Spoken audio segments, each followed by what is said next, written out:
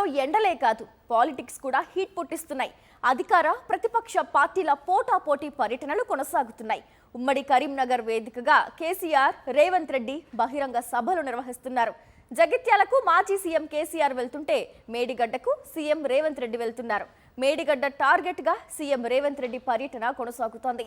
కాంగ్రెస్ ప్రభుత్వం ఏర్పడిన తరువాత మేడిగడ్డకు సీఎం రేవంత్ రెడ్డి రెండోసారి వెళ్తున్నారు.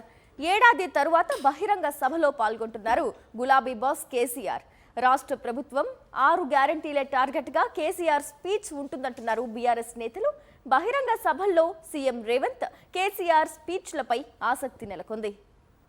మరింత సమాచారం అందించేందుకు మా కరెస్పాండెంట్ రమణ అందుబాటులో ఉన్నారు. Ramana, over to you.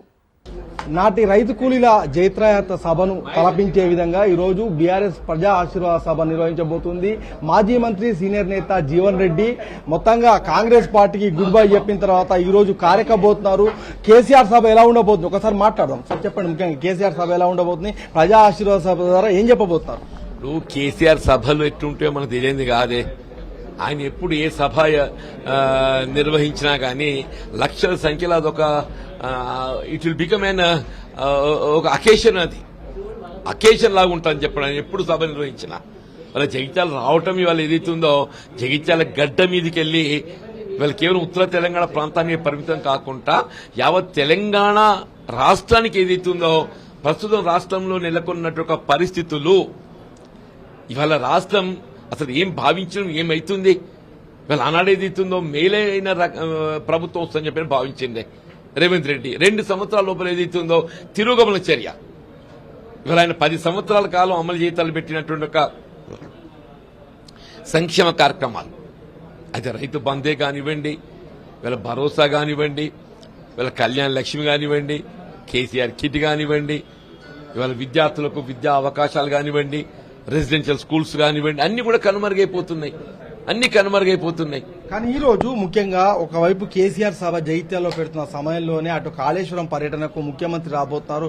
ముఖ్యంగా ముఖ్యమంత్రి వర్సెస్ మాజీ ముఖ్యమంత్రి అన్నట్టుగా ఇప్పుడు ఒక ఫైట్ కరీంనగర్ అనేది మొత్తం రాష్ట్ర వ్యాప్తంగా ఆకర్షిస్తుంది. ఈ క్రమంలో ఏం చెప్తారు? ఇప్పుడు నిజంగానే రేవంత్ రెడ్డి గారికి ఏదైతుందో రాష్ట్రం పట్ల, రైతాంగం పట్ల నిజంగా కమిట్మెంట్ ఉంటే వీళ్ళ మేడిగడ్డ వీళ్ళ కురింగిపోయింది ఇవాళ కాదే. It was in October 2023. దాదాపు 2.5 సంవత్సరాలు గడిచిపోతుంది. వీళ్ళ నేషనల్ డ్యామ్ సేఫ్టీ అథారిటీ వాళ్ళు రిపోర్ట్ ఇచ్చి కూడా ఏదైతుందో సంవత్సర కాలం గడిచిపోయిందా. ఈ సంవత్సర కాలం ఏం చేసిన నువ్వు? ఈ సంవత్సర కాలంలో ఏదైతుందో వీళ్ళ మేడిగడ్డ పునర్నిర్మాణానికి సంబంధించి, మరమ్మతులకు సంబంధించి నువ్వు సాయిల్ టెస్టింగ్ చేస్తావా, దాన్ని మరమ్మతులకు టెండర్ పిలుస్తావా, నిధులు కేటాయిస్తావా, నిద్రపోయిండు. అంటే ఇంతకాలం కాంగ్రెస్ పార్టీ అసలు ఇది ఒక వైట్ ఎలిఫెంట్ గా అభివర్ణించింది. ఇప్పుడు మళ్లీ కాళేశ్వరం దగ్గరికి రావడానికి గల కారణం ఏంటి, మీరేమనుకుంటున్నారు? రాష్ట్ర భవిష్యత్తే మేడిగడ్డ మీద ఆధారపడి ఉందా? నేను ఎందుకు చెప్తున్నానంటే కాంగ్రెస్ పార్టీ మేము ఎన్నికల్లో ఏం చెప్పినాం, ఇంతవరకు ప్రజల్లో ఏ అభిప్రాయం తీసుకెళ్లినాం, మేడిగడ్డకు ప్రత్యామ్నాయంగా ఏదైతుందో తుమ్మటి ఏటి వద్ద మేము బ్యారేజ్ నిర్మాణం చేస్తామో అక్కడికి వెళ్లి మేము ఒక లిఫ్ట్ తో ఏదైతుందో నీరు ఎగువకు తరలిస్తామని చెప్పని పేర్కొన్నామే. ఇప్పుడు 3 సంవత్సరాలు గడుస్తుంది. 3వ బడ్జెట్ మొన్న ప్రవేశపెట్టిండు. 3 కోట్లు ఖర్చు పెట్టినాడే.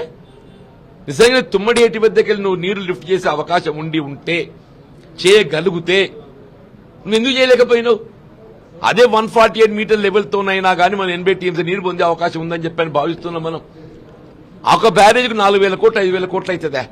ఇదే విషయాన్ని జీవన్ రెడ్డి కాంగ్రెస్ పార్టీలో ఉన్నప్పుడు ఎందుకు ప్రస్తావించలేదు, అప్పుడు కాళేశ్వరాన్ని ఎందుకు వ్యతిరేకించాడని చెప్పేసి ఇప్పుడు కాంగ్రెస్ నేతలు, స్థానిక ఎమ్మెల్యే కూడా అడుగుతున్నాడు. నేను ఆనాడు పేర్కొన్నా, ఈనాడు పేర్కొంటున్నా. ఆనాడు కూడా పేర్కొన్నది ఏంటి, even at the level of 148 metre నువ్వు బ్యారేజ్ నిర్మాణం చేసినా ఒక లిఫ్ట్ తో నీరు తరలించే అవకాశం ఉన్నది. ఇవాళ ఇది కేవలం రేవంత్ రెడ్డి నిర్లక్ష్యం అని చెప్పంటున్నా, ఆయన వైఫల్యం. ఇవాళ మనకు అక్కడ సరిపోయే నీరు లభ్యత పొందలేనప్పుడు దిగువకి వెళ్లి ఎక్స్ట్రాక్ట్ చేయడం తప్పు కాదు. నేను ఆనాడు కూడా పేర్కొన్నా, 148 మీటర్లో నీకు లభ్యత ఉన్న నీటిని మనం వినియోగించుకునే ప్రయత్నం చేస్తూ దిగువ 100 మీటర్ లెవెల్లో ఏదైతుందో మేడిగడ్డ వద్ద బ్యారేజ్ నిర్మాణం చేసిందో దిస్ కెన్ బి యూటిలైజ్డ్ అని చెప్పాను నేను.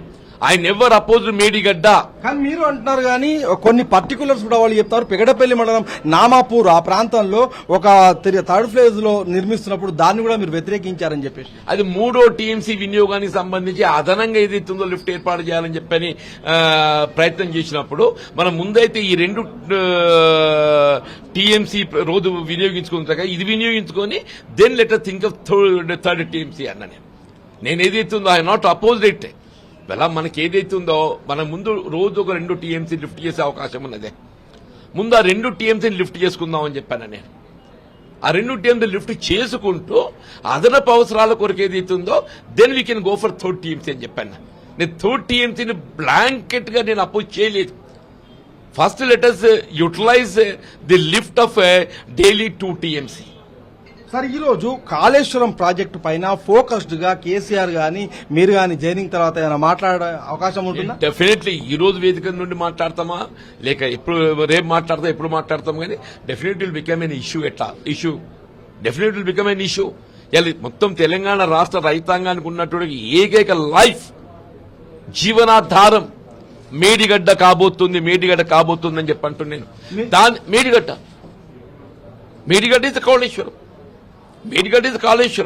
మేడిగడ్డ పునర్నిర్మాణం చేసుకుంటేనే గానీ కాళేశ్వరం ప్రాజెక్టే మనం ఆశించినటువంటి ఒక జలాలు అందించలేమని చెప్పి అంటున్నాను. వీళ్ళ మీరు తుమ్మడి ఏటి వద్ద బ్యారేజీ నిర్మాణం చేయలేకపోతున్నావు. నువ్వు రేపు మళ్లీ తుమ్మడి ఏటి వద్ద బ్యారేజీ నిర్మాణం చేయాలన్నా గానీ మళ్ళీ కేసీఆర్ గారు వస్తేనే చేస్తాడా? మీ తుమ్మడి ఏటి వద్ద మళ్లీ బ్యారేజీ నిర్మాణం చేయాలన్నా గానీ కేసీఆర్ గారు వచ్చినాకనే చేస్తాడు. 148 మీటర్ లెవెల్లో తుమ్మడియేటి వద్ద బ్యారేజ్ నిర్మాణం చేయడానికి ఒప్పందం కుదుర్చుకున్నది కేసీఆర్ గారు. మళ్ళీ ఆయనే నిర్మాణం చేస్తాడు. అంటే కాంగ్రెస్ ప్రభుత్వం చేయలేదు. ఇక చేస్తే 3 ఏళ్లు గడిచిపోయింది. ఇంకెక్కడ చేస్తుందే? 3 సంవత్సరాలు గడిచిపోయింది. ఇంత డిజైన్స్ లేవు. ఇవి ఉన్నది 2 కాలాలు ఉన్నాయి. ఎన్నటి చేస్తావు నువ్వు?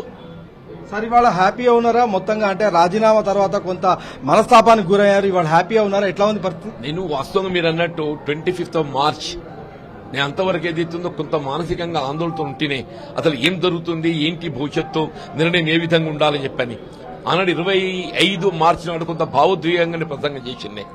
బట్ తదుపరి ఏదైతుందో కొంత ప్రజల్లో వారి యొక్క ఆలోచన ఇవాళ రేవంత్ రెడ్డి ప్రభుత్వం మార్పు కావాలి, మళ్ళీ కేసీఆర్ గారి ప్రభుత్వం అధికారం వస్తేనే గానీ మనం ఆశించిన ఫలాలు పొందలేమని ఒక భావన ఎప్పుడైతే వ్యక్తమైందో ఇవాళ కేసీఆర్ గారు పెద్ద మనసుతో ఏదైతుందో గతంలో మాకు భిన్నాభిప్రాయాలు కలిగి ఉన్నాం.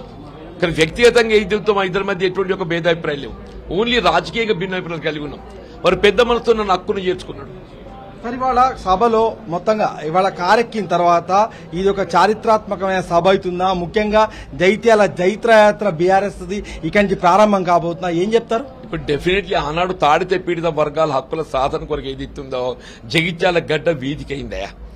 జగిత్యాల జైత్ర యాత్ర అనేది ఇప్పటి చరిత్రలో నిలిచిపోయిన చరిత్ర పుట్టల్లో పేర్కొనబడ్డని చెప్పంటున్నా. ఇలా మళ్లీ ఏదైతుందో కేసీఆర్ గారి పాలన రావటానికి కొరకు ఏదైతుందో ఇలా కేసీఆర్ గారి జైత్ర యాత్ర ఇదే జగిత్యాల గడ్డ మీదకి ఆరంభం కాబోతుంది అంట. తప్పకుండా ఇది చరిత్రలో ఇలా Jagtial has got its own place. Thank you. Jeevan Reddy చెప్తున్న విషయం ఖచ్చితంగా అంటే జైత్యాల నుంచి బీఆర్ఎస్ జైత్రయాత్ర ప్రారంభించబోతుంది. ముఖ్యంగా ఇది ఒక చారిత్రాత్మకమైన ఘట్టంగా కూడా నిలవబోతుందని చెప్పేసి జీవన్ రెడ్డి ధీమా వ్యక్తం చేస్తారు. కెమెరా పర్సన్ సతీష్తో రమణ, సాక్షి, జగిత్యాల.